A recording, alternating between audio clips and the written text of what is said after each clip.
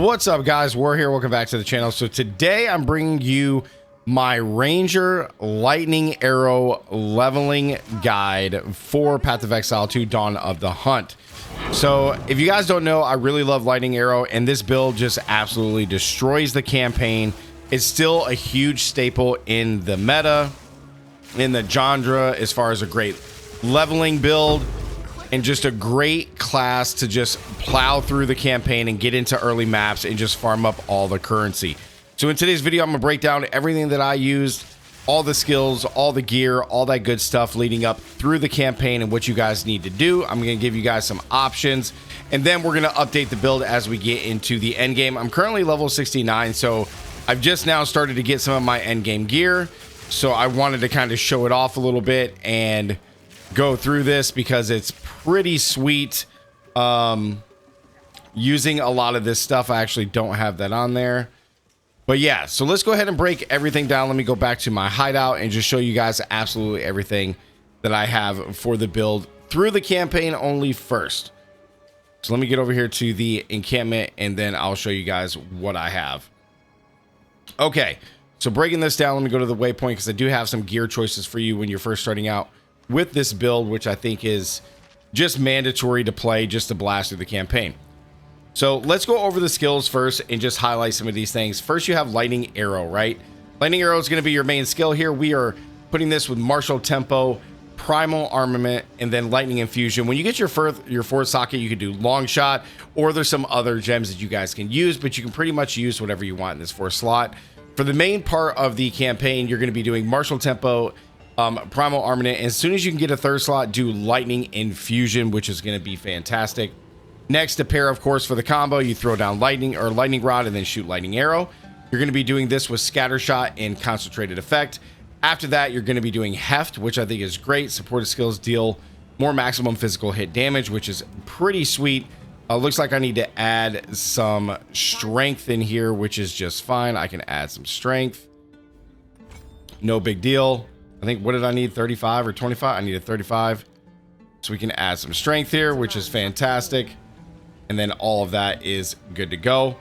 Herald of Thunder. So when you first beat your first Azok and you're in here in Act 2, or excuse me, Act 1, and you get your very first in Freyhorn and you get your first Spear Gem, you are going to go with Herald of Thunder. It's the best in slot for this build, although Herald of Ice is perfectly fine as well, but I like Herald of Thunder with Lightning Arrow. It just works really, really well.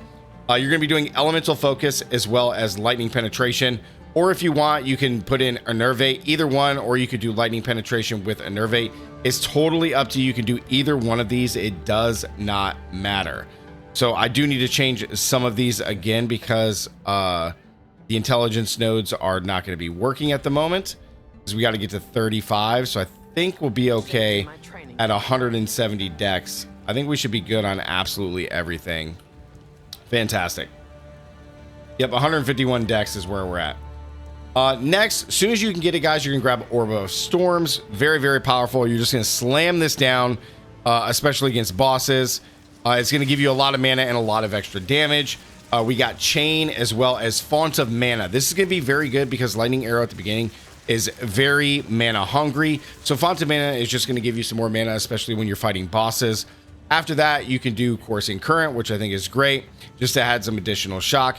Now, in addition, if you do end up getting a lesser and you have a third slot, you could take Lightning Fusion out and you could definitely do Inspiration to make it cost less. Lightning Arrow right now for me is 48 mana. If I pop this in, we go down to 34, which is great. So you could use that going through the campaign, which I think is really, really good. After that, when you get your second one, you could do Wind Dancer, which I think is really good. Barrage is fine. And then you have the Roa mount, which I think is fantastic. If you guys do want to use the Roa mount, we will talk about that later in another video, but I think the Roa mount is going to be great. The Roa, you throw this on here and you don't get any speed penalties from using any of your skills. So there is nothing here about this. When we make our next updated video for the early end game, I'll talk about more about this with the Roa, but you do have that option to use the Roa in the campaign. Otherwise, you're fine. You can do it without it and you just roll off, and you can use Wind Dancer for some more evasion. You have Barrage here. I don't have anything in Barrage because I really don't use it, but Barrage is an option that you can do just to charge up. You throw your charge on here and you just shoot double the arrows. Like, it's fine, it works, but I just never really used it.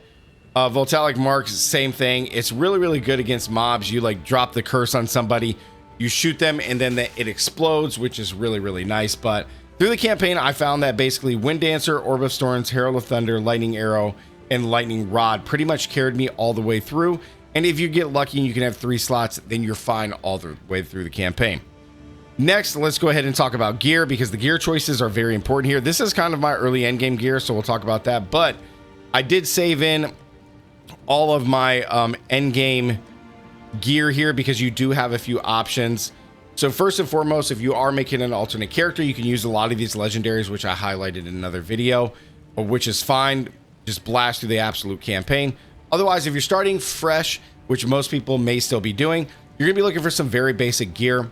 The first things that you're going to be looking for is you want a really good bow. You want to try to get a bow with +1 to all level of projectile skills. This early on in the game is fantastic. It'll carry you through and you'll do so much more damage than any other bow that like this that has increased physical damage. Having plus levels to skills is just going to dominate. You're going to do so much damage, it doesn't matter. After that, gloves, you're kind of looking for increased attack speed. Anything else is fine. Flat damage of any element is fine, but you're looking for gloves with attack speed.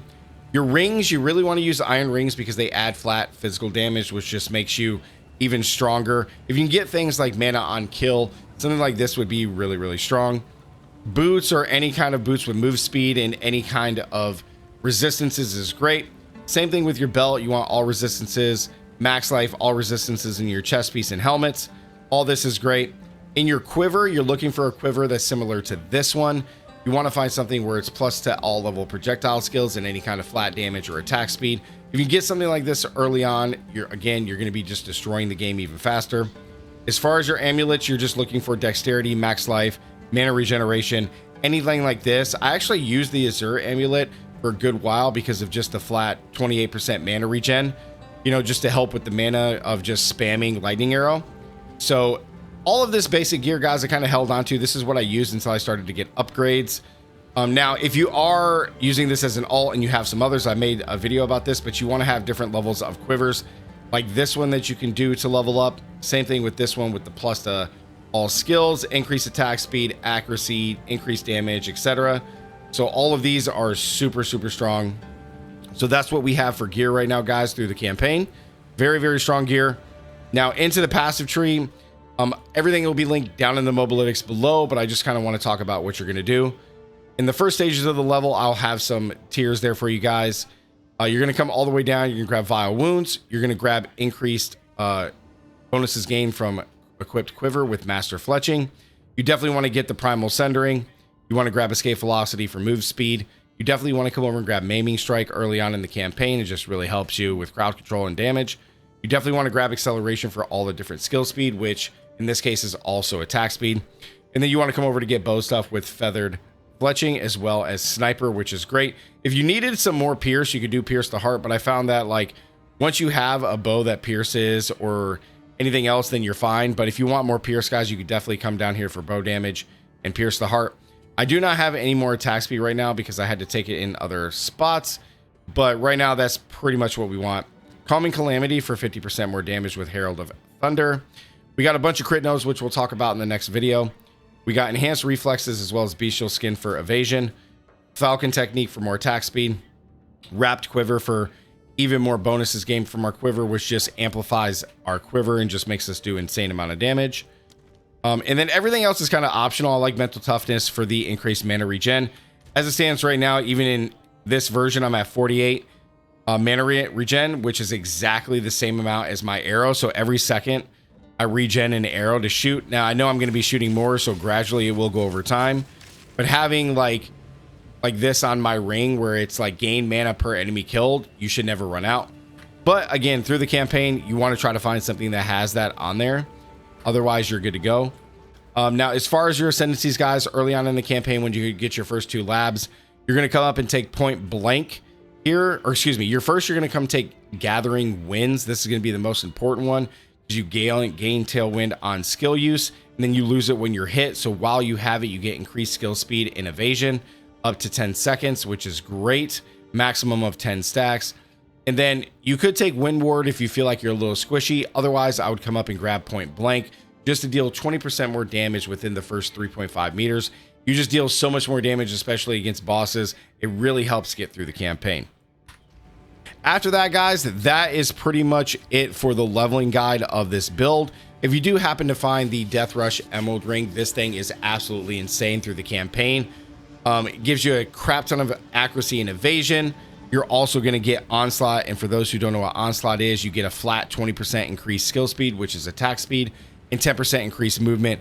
And this is on kill, so every time you kill something, you're just flying and shooting arrows so much faster. Now, I will say, as far as your bow upgrades, it does not matter which bow that you guys get.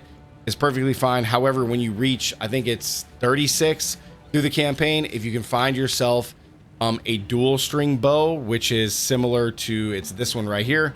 If you get a dual string bow, it already has an implicit where it fires an additional arrow, which is great. More arrows equal more damage, and just allows the clears and boss damage just to be that much better.